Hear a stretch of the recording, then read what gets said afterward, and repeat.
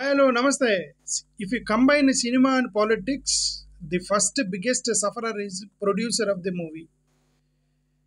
కనీసం మనం చేసే మన యొక్క రాజకీయాల వల్ల ప్రొడ్యూసర్స్ వేల కోట్ల రూపాయలు ఇన్వెస్ట్ చేసేటువంటి ప్రొడ్యూసర్స్ యొక్క సినిమాలు కోట్ల రూపాయల నష్టాలు వాటిల్లుతాయనేటువంటి కామన్ సెన్స్ లేకుండా సినిమాలు మీద సినిమా ఆడియో ఫంక్షన్స్ దగ్గర రాజకీయం చేయాలని చూస్తే నష్టపోయేది ప్రొడ్యూసర్స్ అనేది ఇప్పుడు కూడా మీరు రియలైజ్ అయిపోతే సినిమా ఇండస్ట్రీ బొక్కలో పడుద్ది నిజం చెప్పాలంటే.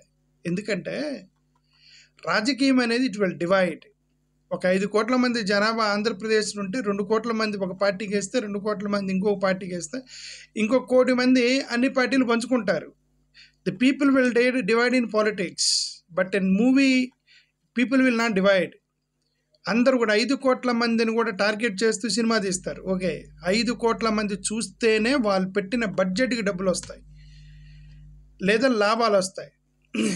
అది టార్గెట్, మూవీ టార్గెట్. ఈ డివిజన్తో రన్ అయ్యేటువంటి పాలిటిక్స్ని తీసుకొచ్చి మీరు కంబైన్డ్గా టార్గెట్ చేసిన సినిమాలకు లింక్ పెడితే అది నష్టం సినిమా ఇండస్ట్రీకి అనేది వీళ్ళకి రియలైజ్ అవ్వలేదని నాకైతే అర్థమైంది. ఎందుకు పిచ్చగా సినిమా కామెంట్లు చేస్తున్నారు స్టేజ్ల మీద కూర్చొని. ఇప్పుడు ఆ పృథ్వీ అనే అతను గతంలో వైఎస్ఆర్సీపీలో పనిచేశాడు. వైఎస్ఆర్సీపీలో అతను టీటీడీలో మెంబర్గా చేశారు. అతను ఏదో వెనక నుంచి పట్టుకుంటానని ఏదో అన్నాడు, ఆయన్ని సస్పెండ్ చేశారు పార్టీ నుంచి. సరే, ఆయన పార్టీ నుంచి టీటీడీ నుంచి సస్పెండ్ చేశారు. ఆ తర్వాత ఆయన జనసేనలోకి వెళ్ళి అక్కడి నుంచి వైఎస్ఆర్సీపీని విపరీతంగా తను టార్గెట్ చేస్తూ మాట్లాడుతున్నాడు. ఇప్పుడు అక్కడికి వచ్చిన తర్వాత 150 గొర్రెలు 11 గొర్రెలు అవుతాయి సినిమా ఎండింగ్ అని ఏదో కామెంట్ చేసినట్టున్నాడు స్టేజ్ మీద ఉండి.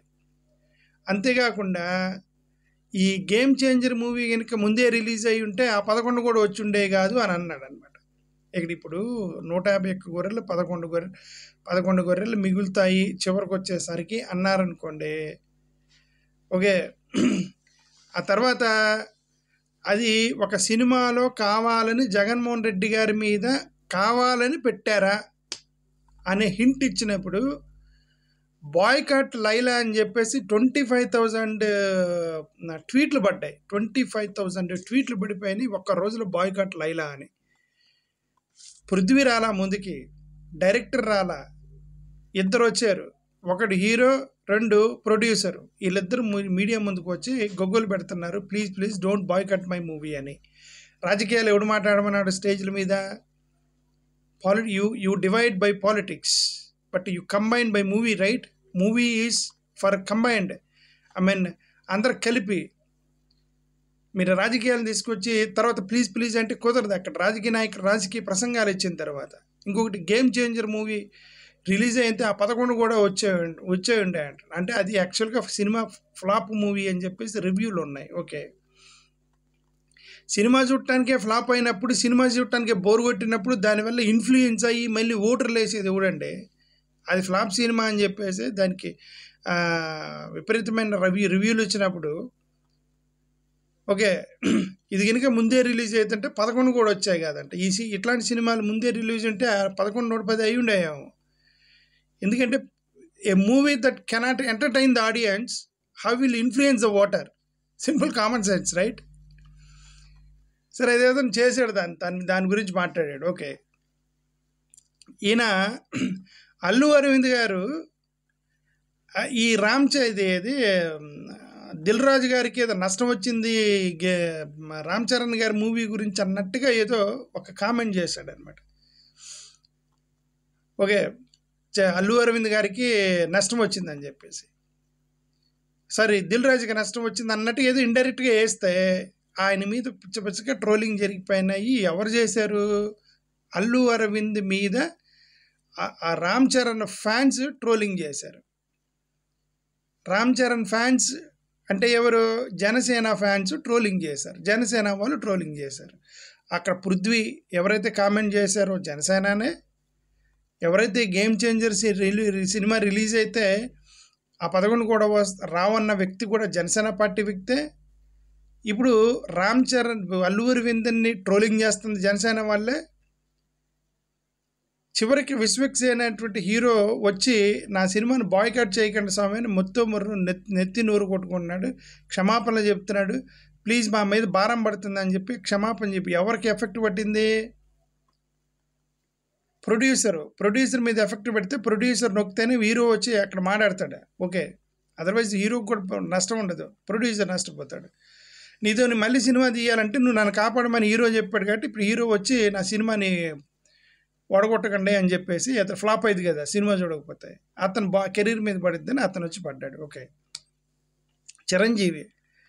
చిరంజీవి గారు కూడా ఏదో అన్నాడు, ప్రజారాజ్యం పార్టీయే జనసేన పార్టీకి రూపాంతరం చెందింది అన్నాడు. మరి ఎట్లా రూపాంతరం చెందిందో తెలియదు. Chiranjeevi party it merged with Congress నుంచి వీళ్ళందరూ దీనిలోకి వచ్చారు, ఏంటి ప్రజారాజ్యం పార్టీలోకి. How it is merged with Congress and how రూపాంతరం ఎట్లా చెందింది అనేది ఇంకా అది చిరంజీవి గారు చెప్పాలి. ఇప్పుడు ఈ కిరణ్ రాయల్ అనే వ్యక్తి, జనసేనకు సంబంధించిన వ్యక్తి కిరణ్ రాయలు, అది కూడా ఇప్పుడు ఆ అమ్మాయి లక్ష్మి అనే అమ్మాయిని అరెస్ట్ చేశారు కదా, అది కూడా చాలా పక్కాగా పగడ్బందీగా చేసినట్టుగా అనిపించింది. ఆ అమ్మాయి ఎప్పుడైతే ఒక వీడియో రిలీజ్ చేసి నేను ఆత్మహత్య చేసుకుంటానని రిలీజ్ చేశారో లక్ష్మి అనే ఆమె, ఇతను వెంటనే ప్రెస్ మీట్ పెట్టి 2 రోజుల్లో పంజాబ్ వాళ్ళు ఎవరో, ఓకే, వాళ్ళు వచ్చి అరెస్ట్ చేయబోతున్నారు ఏమో చెక్ బౌన్స్ కేసు మీద, చూడండి కావాలంటే 2 రోజుల్లో వాళ్ళు అరెస్ట్ చేస్తారు, వాళ్ళు వచ్చి అరెస్ట్ చేసిన తర్వాత నేను మళ్ళీ మాట్లాడతా అన్నాడు. కరెక్ట్గా అతను చెప్పిన సమయానికి ఇతనికి ముందే, అంటే ఈమె ఆంధ్రప్రదేశ్ చిత్తూరు అనేటువంటి ప్లేస్లో ఉంది అని చెప్పేసి వీళ్ళే ఫోన్ చేసి చెప్పినా చెప్పుండరు, ఎవరికి తెలుసు మనకు తెలియదు, ఓకే, చెప్పారా లేకపోతే వీళ్ళకి ఫోన్ చేసి చెప్పారా ఏం జరిగింది మనకు తెలీదు. But he spoke in such a way that he has complete information about her arrest. లక్ష్మిని ఆమె అరెస్ట్ గురించి ఇతనికి తెలుసు, కిరణ్ రాయల్కి అనేది పక్కాగా అర్థమైపోయింది. అతను చెప్పినట్టుగా 2 రోజుల్లో వచ్చి ఏమైనా అరెస్ట్ చేసుకొని తీసుకెళ్ళిపోయారు నార్త్ ఇండియా నుంచి పోలీసులు వచ్చి. ఆమె వెళ్తూ ఒక మాట అంది, జనసేన పవన్ కళ్యాణ్ గారు ఆలోచించాల్సిన విషయం. వెళ్తూ ఒక మాట అన్నారు ఆమె లక్ష్మి గారు, ఎవరైతే నన్ను కాపాడుతానన్నారో, ఎవరైతే ఆడపిల్లకి కష్టం వస్తే నిలబడతా అన్నారో, ఎవరైతే ఆడపిల్లలకి ఆదుకుంటా అన్నారో ఆ పార్టీ కిరణ్ రాయల్ వల్లే నన్ను అరెస్ట్ చేస్తున్నారని అనుకుంటూ పోయింది ఆమె. మరి దానికి పవన్ కళ్యాణ్ గారు నేను ఆడపిల్లలకు అండగా ఉంటానన్న వ్యక్తి అసలు ఆమె చెప్పడమే గతంలోనే చెప్పారు, ఓకే. సరే, ఇంక దాని గురించి మనం మాట్లాడేటువంటి సబ్జెక్ట్ కూడా కాదు అది అంత ఎక్కువగా మాట్లాడగల సబ్జెక్ట్ కాదు అది, ఓకే. సరే, రిలేషన్షిప్ అనేది ఇద్దరు కలిసి డెవలప్ చేసుకున్న తర్వాత ఇప్పుడు ఒక లేడీని బలి చేశారు, ఆడపిల్లలకి కష్టం లేకుండా చూస్తానన్న వీళ్ళు అది ఏది చెక్ బౌన్స్ కేసు అట. ఆ ఎల్లో మీడియా ఛానల్లో కూడా ఆ మీద లేడీ కిలాడి అని చెప్పి టైటిల్ పెట్టి ఎల్లో మీడియా ఛానల్లో వేస్తున్నారు దాన్ని.